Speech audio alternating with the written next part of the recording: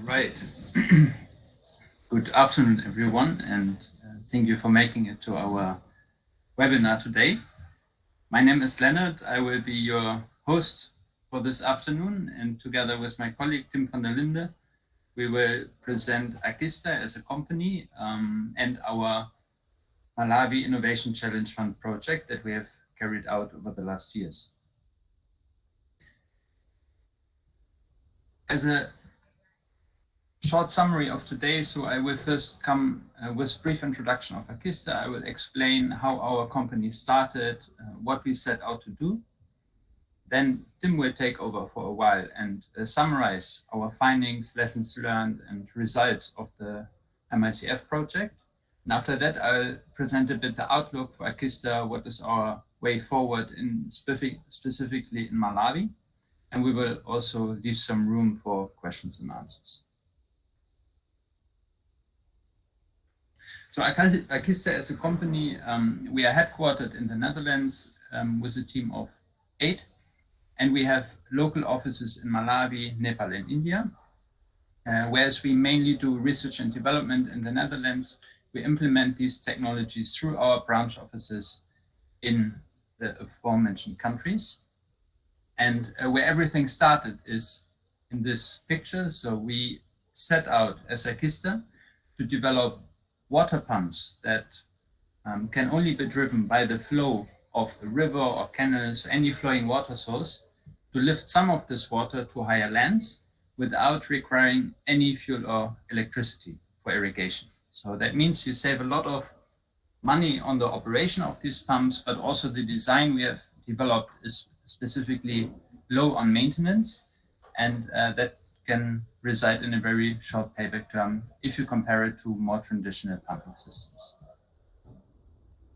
We started aQysta originally in 2013, so we went from this land that I showed in the last picture, which was actually the parents' land of one of our co-founders, and we developed the barge pump, this small green wheel that you see there. And over the last 8 years, we have deployed the barge pump to 27 countries worldwide. We founded our office in Malawi in 2018. And throughout this process, we have recognized that water is a very critical element to irrigation and to the well-being of smallholder farmers. But we've also seen that it is not sufficient on its own. So we have seen that we can and should do more as a company in order to boost the income of smallholder farmers. And that is where we recently decided to go to the next step and start with the Grown Farm Incubator, which is a holistic concept that I'll explain in a bit more detail later on. And the MICF project has very much accompanied us throughout this process. And that is what Tim will now explain a bit more in his presentation.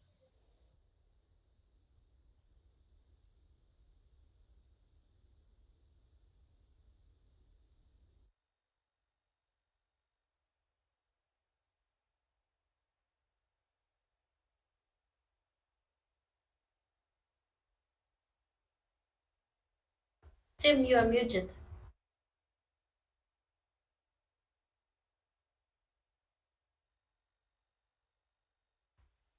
Yeah, I hope now you can hear me better. Yes. Hi, everyone. Cool. EASI-WATER, EASI-PAY, enabling Malawian smallholder farmers to approach farming commercially.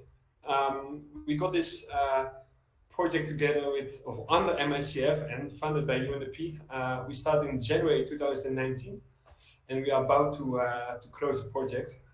Therefore, also our webinar.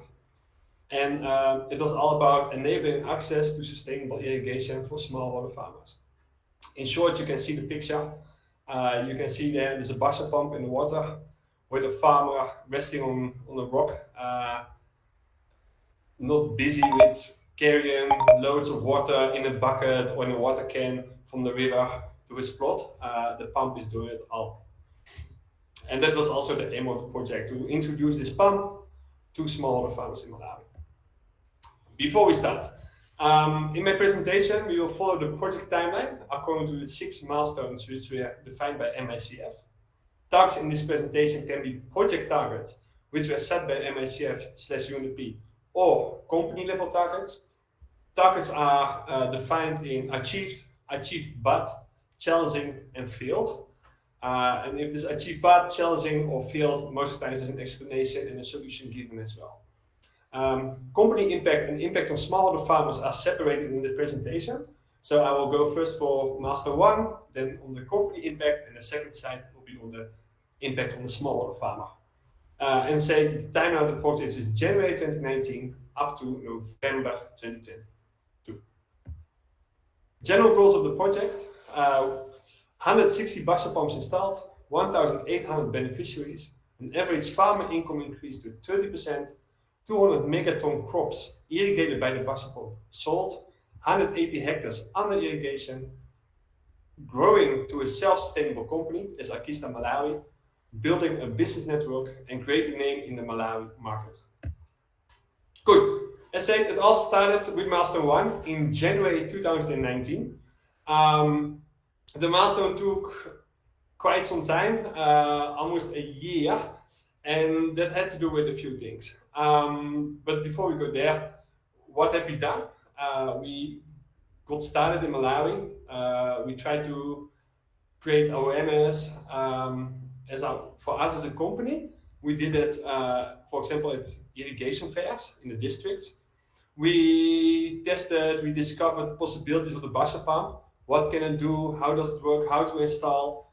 And with that knowledge, and also the knowledge we got from the Netherlands, from our head office, we also tried to train, explain the hydropower technology to new joint colleagues, interested people, or farmers. Now, the milestones on the company level, of the tasks of the milestone on the company level, were really like project coordination setup, get things running, get things done. It was quite challenging.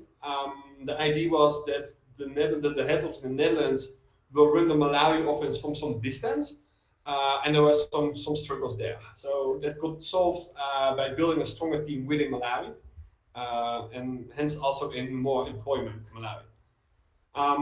We worked the project together with Sacramenta. That was the idea, the initial idea, to have a cooperation with Sacramenta. However, we noticed quite soon, in terms of operations, that it was quite hard to prioritize who's going first, who's going second. And to avoid that, we also decided quite soon in our timeline to start with all our own operations. And it was very important to define the market for the buffer pump sales. In the beginning, we did a lot of advertisements through newspapers, radio advertisements, TV advertisements. We didn't get much response. Quite logical if you see that a smallholder farmer most likely doesn't have access to a newspaper or radio or TV. Now, on the impact level, the first year, we had to set up 5 demonstration sites where we installed a buffer pump. They were not too difficult to identify, 5 good spots. We set up 5 buffer pumps there, and we got very good responses from farmers. The hydropower technology looked like magic to some farmers. They really didn't believe how it works, that a flow of a river can push water to a farmland with quite some pressure and irrigate the crops. That was always very beautiful to see the first facial impression from a farmer once you see that the pump is working. We also had to obtain water rights for 32 farmers. We achieved that, but that time it was a new governmental rule. Systems were maybe not fully in place yet, so it got a bit of pushing, but at the end it worked. And we created employment. So the first year we had 3 full-time jobs within the Malawi office. Now, then we go to March 2020, October 2020, milestone 2. We had our first commercial farmers working with the buffer pump. So after the 5 demo plots, we really tried to sell some buffer pumps to farmers. We found quite a lot of interested farmers. We installed buffer pumps there. Most of the farmers tried to pay them advance off, and if not, then they paid in terms. And yeah, it went good. We even saw like a harvest created by our buffer pumps. Think about maize, about onions, and some fruits. And we also got our first commercial partnership with Sukhambisi Trust. Sukhambisi is an association for smallholder farmers, tea smallholder farmers in Mulanje, and they took some pumps from us as well. That really gave us a boost at time to continue. At the same time, we did quite some water distribution research. So bringing the water from a river to a farming land is one, but then the second step is how do you distribute the water while you're there? And we have done quite some research, and you will see later in the presentation that is a topic which comes back and keeps on coming back every time. Instead of TV and radio, we really did roadshows. So we got a small pickup, we put a lot of big speakers on it, and we went with the whole team into areas where we thought, hey, a Basha pump can do a very good job here. This is Flow River, let's go for it and create awareness of that way. And that really worked very well. And as last, on those busy months, we moved our office from Blantyre to Zoba to be independent and on our own. Milestone 2 company level, so it was all about sales and marketing strategy identifying. As said, the price of the pump was perhaps too high for a farmer to pay off at once, so we came with the idea of pay by installment. So a farmer paid a second amount which covered our installation cost, and then the rest were defined over 2 or 3 years. Distribution network established. Now, first the idea was to have a cooperation with Sacramento, and they will take over part of our distribution. But now we were all on our own, which was quite heavy at once. We really had to expand our team fast. But the very good thing is that we got so close in contact with farmers that we learned a lot from them. Pay per harvest and farm incubator system refined and introduced. In the project proposal was already an idea of having a pay per harvest / farm incubator system. We identified it in Milestone 2, but it was really a first draft, as we didn't have enough knowledge yet on how the model really can work out. And yeah, again here, setting up our own operations, moved office to Blantyre. Milestone 2, on an impact level, we had to have 100 farmers identified and trained. That was not too difficult to achieve. And we had to have 150 farmers on the water rights. Also done. 10 Sacramento staff trained. It was achieved, but with our own staff members now. We move on to November 2020 up to May 2021. That is our Milestone 3 period. Operational highlights were the local improved Basha pump. So if you can see on the picture, on the right side of the picture, you see a metal plate. And the metal plate right now is down, or is up, sorry, but you can put it down, and then the water who comes from the right side will flow over the metal plate straight into the spiral. And a Basha pump needs a flow to get the spiral moved. And we noticed that it really assisted and really helped. We all make this local in our office, but definitely reported the idea also to the Netherlands. We noticed as well that our pumps got more attention, and we got more and more interest from smallholder farmers. We kept on growing our local team, and this was also the time that we added an agronomist in our team. We got a lot of feedback from farmers saying like, hey, irrigation is solved now, but I still struggle to grow my crops. And that's why we added an agronomist to advise farmers on how to grow, to apply mulch, for example, what fertilizers to use. Unfortunately, you can also see there's a tall guy on the left side. He was one of our welders. He unfortunately passed away after some sickness. So yeah, I found it important to mention him in the PowerPoint, as he really had a good contribution to aQysta and aQysta where we are now. Now, Milestone 3 company level, we had to identify 5 major crops and make farming manuals for those. That was quite a challenge. What are the 5 major crops in Malawi? A lot of people will say they are maize, it's cotton, it's tomatoes, it's onions, but we make a lot of CBAs from a lot of different crops, and we identified our major crops to the best CBA. So what which crops gives us the best cost-benefit analysis. And that's why we came up with ginger, garlic, watermelon, Irish potato, and groundnuts. We also had to look for improved market channels. We achieved that. We got a cooperation with Project Peanut Butter. We supplied some to Chipico and to ShopRite. Small quantities, but it was an ongoing process at the time. Reaching our pump income target, it was an internal target. We failed there. And why did we fail to receive enough money? So farmers were allowed to pay in installments, but farmers struggled to get a good harvest.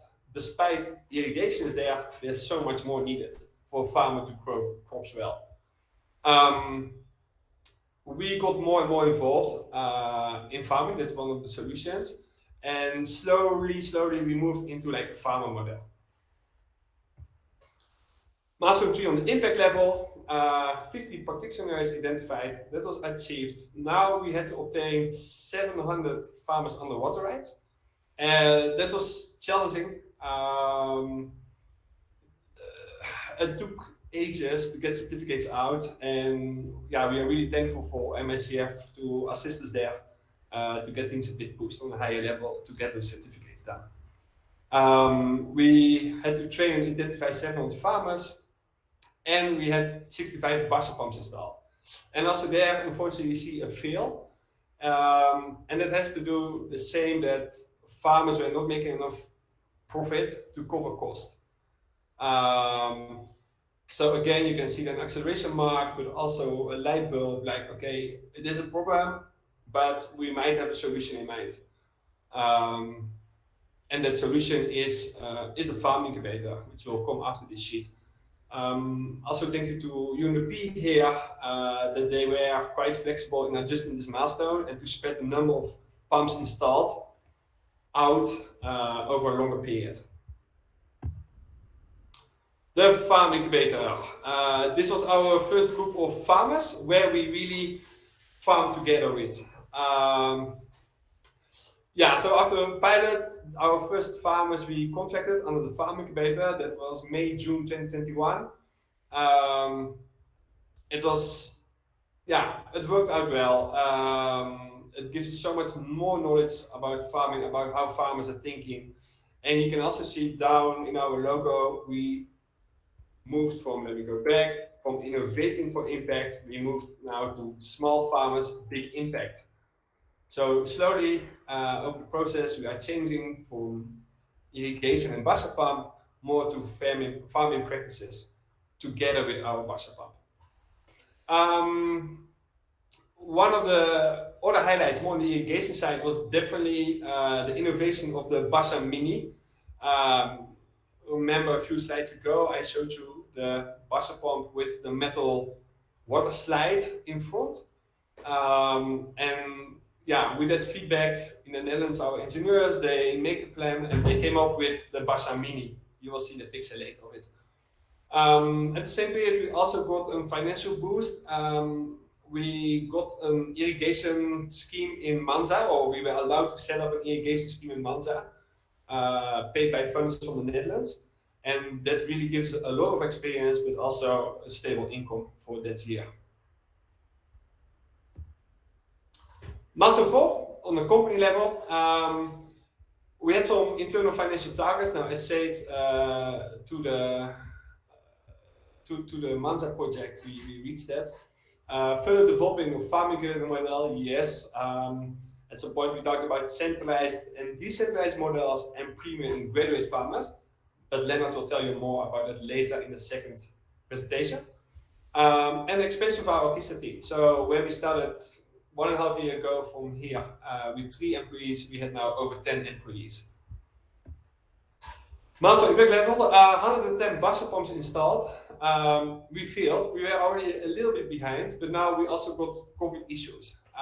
Manufacturing in India from the buzzer pumps got delayed, but especially the shipping from India into Malawi was very challenging and became very, very expensive.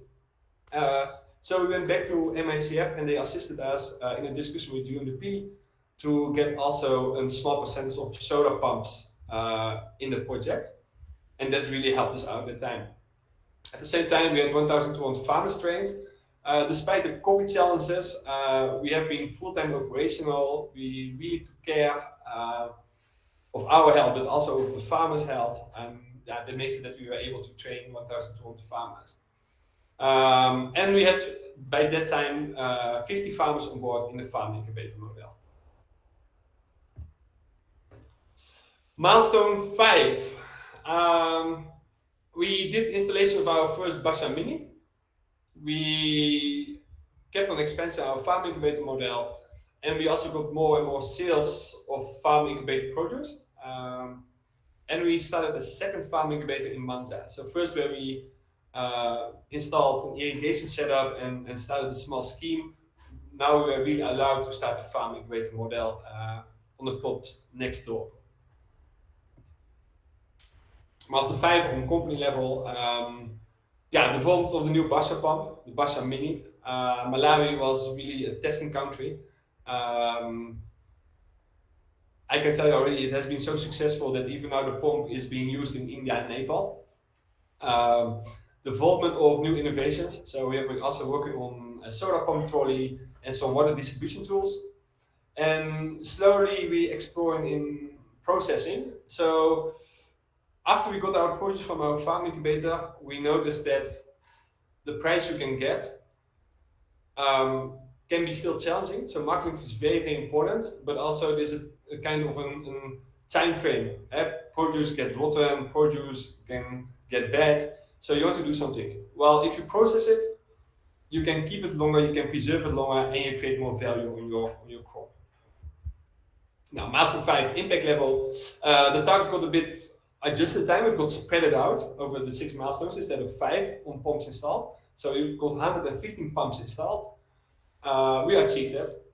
We had 180 hectares under irrigation and 200 megaton of crops sold. We also achieved it. And then we talk mainly about garlic, ginger, potatoes, watermelons, and some fruits. And here he is. This is the Basha Mini. As you can see down in the water, on the right bottom side, you see a small plate as well. That's a plastic plate. And from here, the water drops straight into the pump. And especially our irrigation team in Malawi is very proud of this. As we came up with the problem, and together with Maarten, who's also in the picture there, we came up to a solution. The Basha pump Mini provides a little bit less water than an ordinary Basha pump, but the pressure is much higher, which gives different options in terms of distribution of the water. Together with this, we also trying to specialize ourselves in a standardized irrigation package. So pump, but also distribution. In the same period, we have moved offices within Zomba, but we got quite big, so we had to expand our office. We had to move to something bigger. So now we're on the other side of Zomba Mountain. And yeah, one big highlight yet to come is successful in closing the EASI-WATER EASI-PAY project. Now, the last targets we had to reach, a financial target within our company, we reached that, a secured market linkage for 2023, and we are very proud to say that a few weeks ago, we signed contracts up towards $70,000 already to sell produce, so that's a guaranteed market linkage already for next year. Secured finance to grow farm incubator model and include, so that's one of the targets we have. We reached a small percentage, but we are not yet there. We really look for a small start capital to get us further in irrigation, in growing crops with farmers, but also in the processing part. Milestone 6 on impact level, and these are mainly the targets from MICF set to finalize the project. 1,800 farmers get an average income increase by 30%.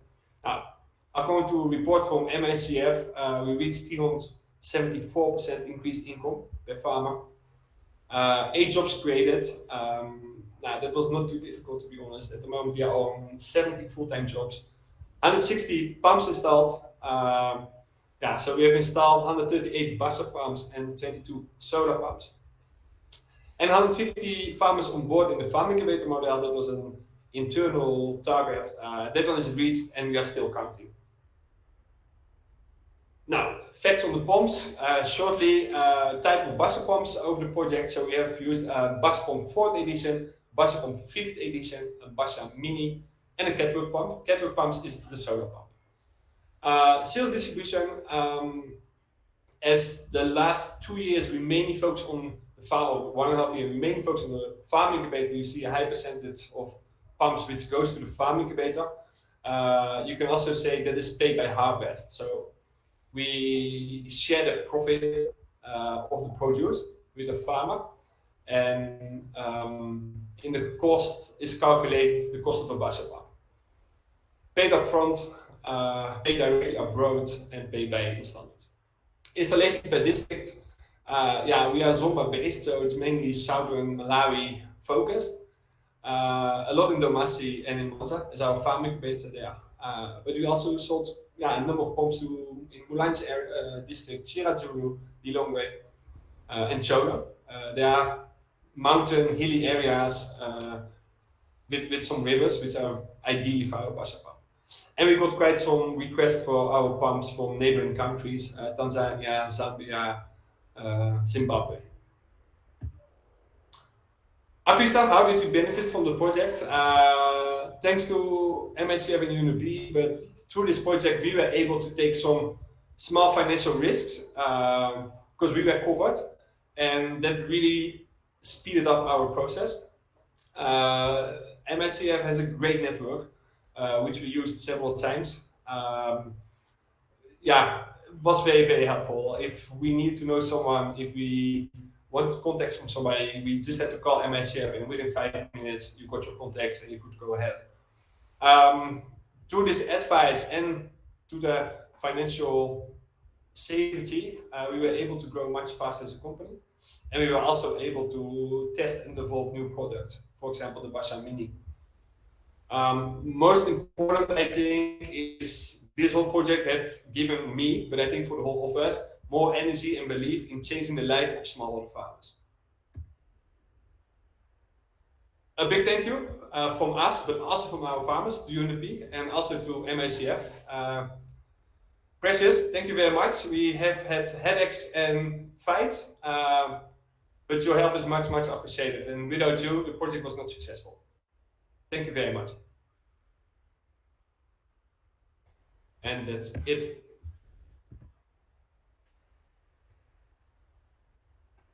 I think we go back to Okay. Yes, back to me, and I would like to use that opportunity to also give a big thank you to you, Tim, because without you, the project definitely wouldn't have been possible. So big part due to you, the company has also developed the way that it is now developing in Malawi. So after the summary of the MICF project, I wanted to expand a bit further about where do we go next. I see one raised hand from Temwa. Yeah, Temwa, I will put that question to the end, if that's okay. We will have some moment in the end for questions and answers. So I wanted to just very briefly explain once more the farm incubator in more detail, because that is something that we as a company want to grow further in the future. And so, as Tim also explained, whereas we in the beginning were mainly selling the Basha pumps to farmers, to farmer clubs, to irrigation schemes, we are now mainly looking at the Grown Farm Incubator. What we do in the Grown Farm Incubator is to really partner up with the farmer, and we are following a philosophy where we say that if the farmer cannot benefit from the pump, we as a company also shouldn't. And in that way, we can directly align the impact that we create with our commercial interest as a company. So what we boost through the farm incubator is really the smallholder profitability, their productivity on their land, and we emphasize on climate smart agriculture, so on sustainable farming practices. We do that through this end-to-end service, so that I will explain in a minute. And what we have seen in Malawi is that in theory, we can increase the income of smallholder farmers by 8 times. Over the last year of, since April 2021, we had now one measurement period internally as a company of 1 year. And there we have reached an income increase of 400% only on those farmers that are participating in this Grown Farm Incubator. So then the question is, how does it work? The Grown services, they are a portfolio of services, each of them standing for this acronym of Grown. And we start out with a guaranteed market access. So in this guaranteed market access, we are forming partnerships with off-takers of the harvest. So as Tim mentioned, with international buyers, with supermarket stores like Chipico, for example, in Malawi. And we are signing advance contracts with those buyers of the harvest.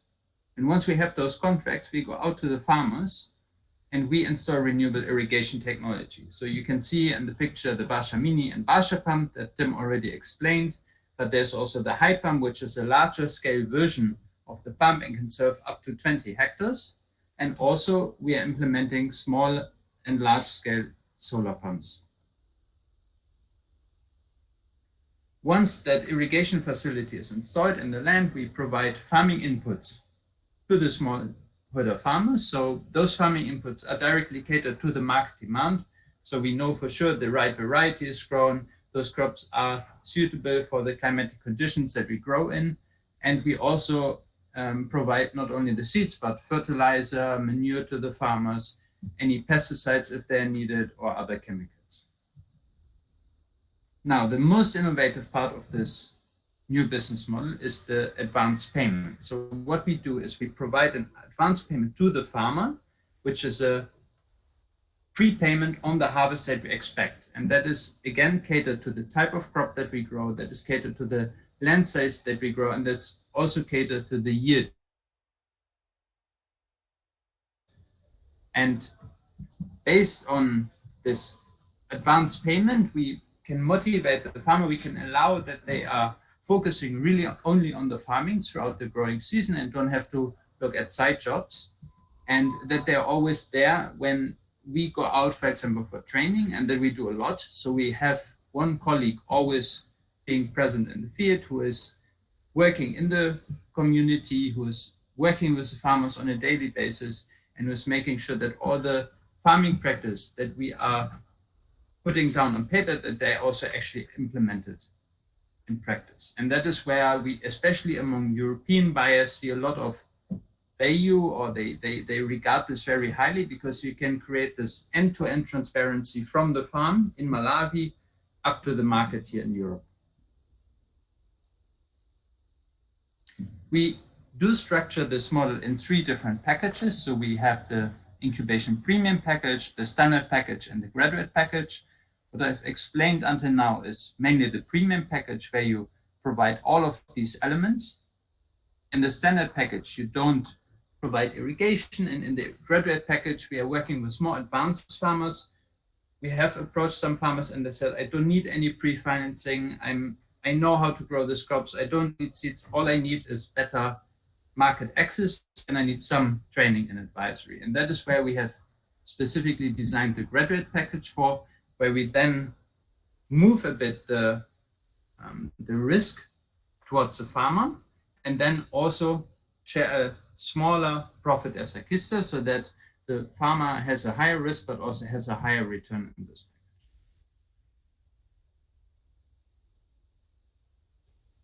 We grow this model in so-called clusters. So that's always groups of 25 to 40 farmers.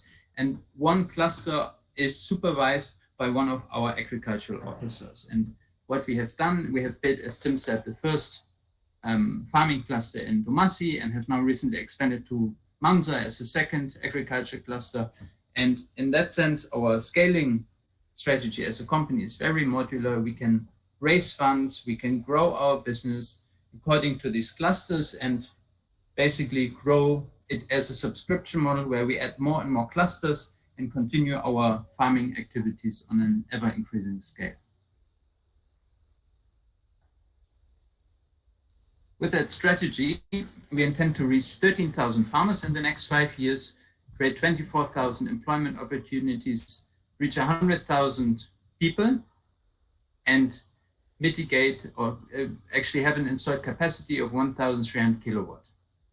this plus 1% of increased soil organic matter seems very low, but it's, if you think about it, it basically means that we fundamentally changed the soil. So 4% is on the very high end of the continuum. So 1% increase is quite significant.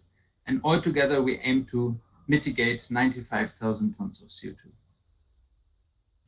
That is our plan as a company. And in that plan, of course, we will continue to use some help. So if you know anybody who has contacts or who is working in agricultural commodities, who is looking to purchase agricultural products, please refer us. If you know someone who is knowledgeable or has expertise in processing, also please forward us, because we are looking to establish a state-of-the-art processing facility in Malawi that is able and certified to export these products to Europe. And also, if you know someone or have the capital to provide financing to scale, please approach me or approach them after the session. Thank you. And on that note, I believe Temwa is first with a question.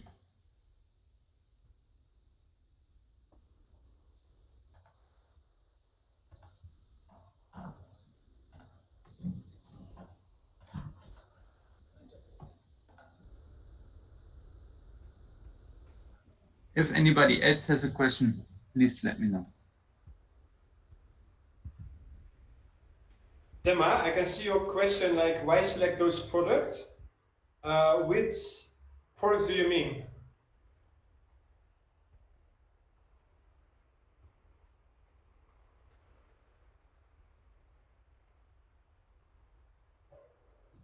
Are you referring to the crops or are you referring to the pumps?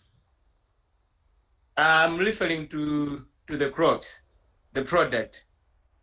But I have a different question that I would want to ask, or I would want to put forward. My question is in terms of selections, when it comes to farmers, how do you identify these farmers? Basically, what mechanism do you use in terms of identifications of farmers, in terms of support? Yeah, I can answer both. Okay. Another question is in terms of the innovation. I think basically I have to admire you, or basically I have to say that's a great idea. That's what we are looking for. When it comes to climate change, as you know, we're in whereby the world is facing a lot of climate change. But now I want to, my question is in terms of mechanism of driving these innovations, because I may recall to say most of the people that you're dealing with are local farmers. In terms of trainings, how do you go with them? Do you give them the trainings? And in terms of your offerings of trainings, are they free trainings, or there is a bit of something that people have to pay back of it? I think, let me pause there. Okay, thank you, Tema. Thank you for your kind words. Much appreciated. First question on the crops. So we run a lot of research and cost-benefit analysis on different crops. And you have to know that we aiming with our farm incubator to grow on an area of half an acre up to an acre max. And yeah, out of the cost-benefit analysis, it showed that garlic, ginger, watermelon, potato, and groundnuts, because we had the market links there, were preferred. Profits are expected there. Also, the market linkage is important to define a crop. Is it suitable or not? So that's why groundnuts, for example, is there. And we're also looking into which crops can you process to give it more value and export it out of Malawi. So those questions we had in mind, and then we came up with those 5 crops. But that doesn't mean that we only limit it to those 5 crops. There are many more crops where we see possibilities. Your second question about how do we identify farmers. In the start of the project, we really identify them to go into the villages, talk to chiefs, to farming communities, introduce ourselves, and see the response. Now, as we're creating a bit more name, we see that also farmers do approach us. When we go in there, we run some surveys. So we have our team in the Netherlands. They provide us with ODK surveys, which we follow on our phone. So we have outreach officers in our office. They go to a field, they do some surveys. There are some challenging questions for farmers, but based on the answers, we can see is a farmer suitable or not suitable. There's also one limitation, that is, as hydro-powered water pumps require a flowing river. So we were first really focused on those areas. I have to say now we also going into solar more. So with solar, you're also more flexible in terms of area. Your third question, perhaps Leonard is the best person to answer that because that's more on the technology. What I can tell you is our pumps are, it looks very difficult and definitely, you know, to come out with a hydropower pump is, you know, it creates some headaches. But our team in the Netherlands is very good in making the pumps very simple for you to use. So the technology behind definitely, you know, has given some headaches, but we try to make it so simple as possible for the smallholder farmers. On top of that, we also have a team around which is in close contact with the farm. So if there's any issue, if there's any pump stuck or not working, then within a day or within 2 days, we are able to solve the problem most of the times. Leonard, anything to add there? Maybe just a quick clarification. Tamwa, you asked, and after that, I see also Glory raised her hand. I wanted to say that we are not charging the farmer for the training. So we do charge the farmer only at the time of the harvest. So that is a way how we finance our products, that we, from the harvest amount, we basically first deduct the cost that we incurred, and then we charge we divide the profit between aQysta and the farmer according to a predefined percentage. And that way, if there is a failure in harvest due to climate change, for example, the farmer doesn't earn anything, but also we as aQysta, we don't earn anything. So we are not putting this risk fully on the farmer. All right. Thank you. Glory?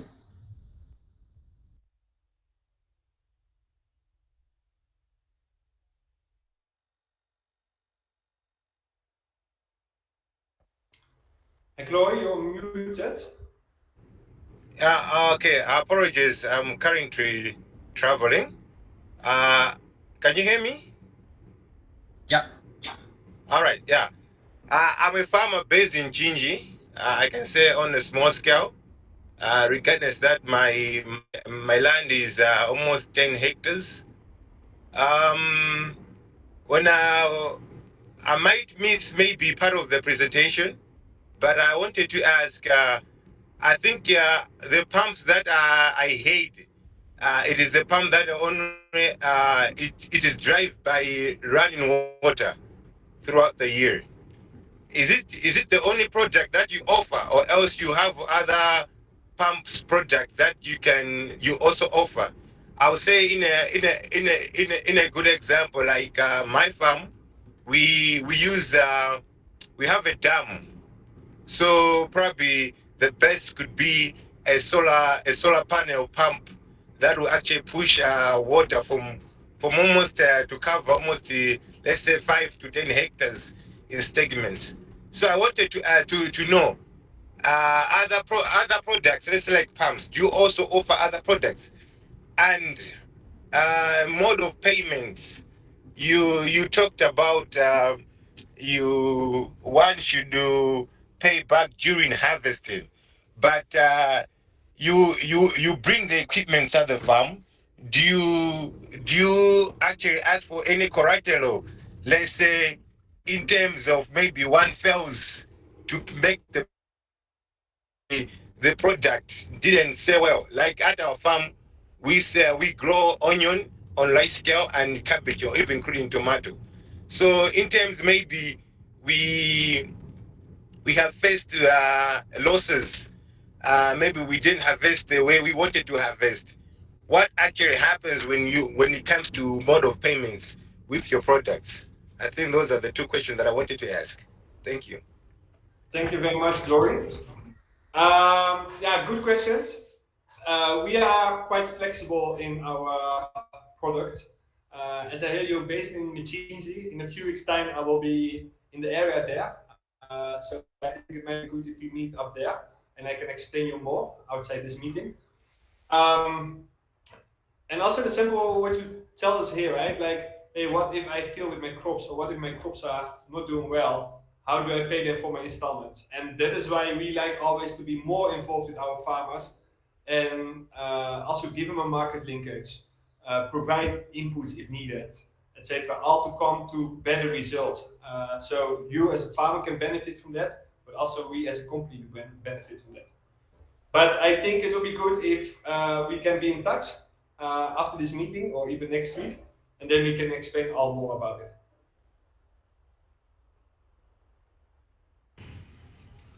Thank you very much. I would definitely appreciate if we stay in link.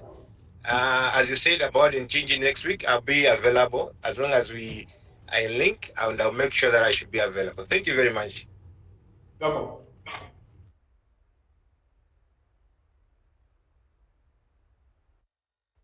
Anyone else with questions?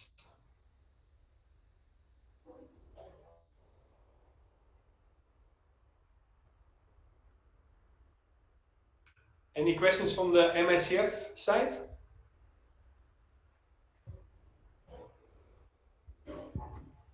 Hi, everybody. I hope I'm audible here. Yeah. Fantastic. This is Precious, of course, standing in behalf of myself. From me, or from us, really, not questions or any question, but sort of a comment. I think aQysta has demonstrated really how viable some of these irrigation, within our irrigation, the wider irrigation window, because from us as myself got a portfolio with almost 53 projects, and out of which about 6-9 are operating within the irrigation sectors, where they are providing various products to farmers, including the smallholder farmers.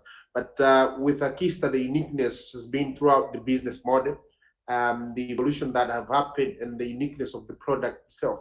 Because as earlier alluded by Leonard and team, we have seen the product that, of course, Tim, like Tim said, that at first they saw, or you saw the farmers being puzzled, like, what product is this? Can it run? Can it lift waters? You know, without any sort of energy, and just by using the hydro power there. So yes, the product is really unique, but also maybe how the business itself has moved from, you know, selling the product itself as a pump to introducing these farming incubator models, whereby you are providing a hand, you are holding the hands of farmers, you know, by capacitating them to really have the technical know-how in terms of producing these high value crops, the garlic, the ginger, the watermelon, and all those other 2 crops. So really, indeed, from our side, I think it's been a success to seeing how the milestones have been achieved, the numbers, the 1,800 farmers, really being helped to see the income increase, and that's in addition to the jobs that the company has managed to create. But maybe, Tim, what could be fantastic, what would be interesting to the wider audience here, maybe if you can just highlight, Leonard, here, how really you are planning to move forward. I know you've mentioned some of it, you've highlighted the grown model, you know, how you're planning to move forward, and how you're planning to introduce the processing. But what would be really nice is to understand really, yes, you have the product, yes, you've got the farmers here, you've got the crops, various crops really being produced, But ultimately, what everybody, you and me, would want is the money now. Yeah. So of course, yeah. So would be very interesting to see how you are positioning yourself to tap into the market. You've already touched bits of it where you're looking for somebody with vast expertise or with good understanding in terms of processing, the crops, processing them and maybe penetrating into these higher markets, Europe and all that. But really, how are you positioning yourself and maybe your plans to assist these farmers to access really higher markets and in the end, really to see the improvement in the returns. Sorry, it's a long one, but I hope it makes sense. Thank you. No, I can explain a bit. So on your question on how are we continuing, so we just to assure you that this is not a project where then the company would close shop after the project. So we have the intent to stay in Malawi for the long term. So in that sense, MICF has achieved its goals. So we started aQysta because of MICF in Malawi, and we will stay now. We are in our Dutch office on a holding level. We are in the preparation of a first private fundraising, and this private fundraising will partly also go to Malawi. So we will keep on investing as a company in our office. And for that, if there are any pressures also specifically to you, if you have any ideas on follow-up funding that we could sort of match a private-public funding strategy in Malawi, that would be very interesting of course, for us. In terms of the crops and the export, so we have started out in Malawi until now mainly in local markets, and that has to do primarily with certification of the product. So because if you want to export to Europe, you need to have different types of certifications in place. But we have, since the beginning of this year, systematically taken steps to get first towards a global gap certification. We just had our certified trainer program 2 weeks ago, and we are now looking into also attaining that certification next year for the crops we grow in Malawi. We're also looking at the EU organic certification. And for the processing part, we are mainly looking at that because Malawi, as we all know, is a landlocked country. So if exporting fresh products is very difficult due to the transit times that you face and also due to the logistics costs you have. So exporting dried vegetables or fruits is what we are looking at mainly for the processing part. Sure. No, thanks, Leonard. That's okay. Thank you.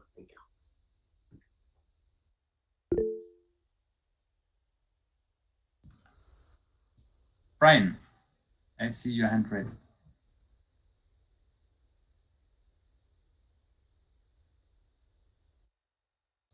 You are on mute. Can you hear me now? Yeah. Yeah, sorry, I joined the presentation late. Is there a chance of adding some more crops like rice? And when dealing with farmers, do you also deal with individual farmers, or you only deal with farmers who are in a formal group? Thank you. So, Tim, do you want to answer this one, or? I can, you can. I think you have the same answers. Go ahead. Yeah, then I'll just go ahead. I'm in the flow. So, so in terms of the crops, what we are mainly looking at is high risk, high return crops, and especially short cycle crops. So because we incorporate our services into the value of the harvest, if you have crops which are grown on a larger area, which have less margin, that is typically not the sweet spot for us to be in as a company. So we would rather look at vegetable crops and root crops like turmeric, ginger, or chili, just to give you some examples. So in that sense, we can add crops, but staple crops or rice would not be part of that under normal circumstances. And the second question was on the farmer that we work with, whether we only work with farmer groups or individual farmers also. we work with both, is a short answer. It depends a bit on the model, but we have models which work with individual farmers. We also work with farmer groups. Okay, thank you for those responses. Happy to do so.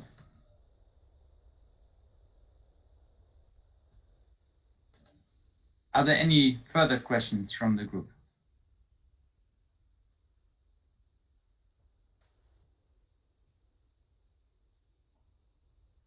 If not, then I suggest we close the session here. We're also exactly at the end of our scheduled time. Thank you everyone again for joining us today. And if you have any questions, don't hesitate to reach out. I think Tim provided his number already in the chat, and otherwise you can also find us through the regular social media channels or through our website. Thank you, everyone.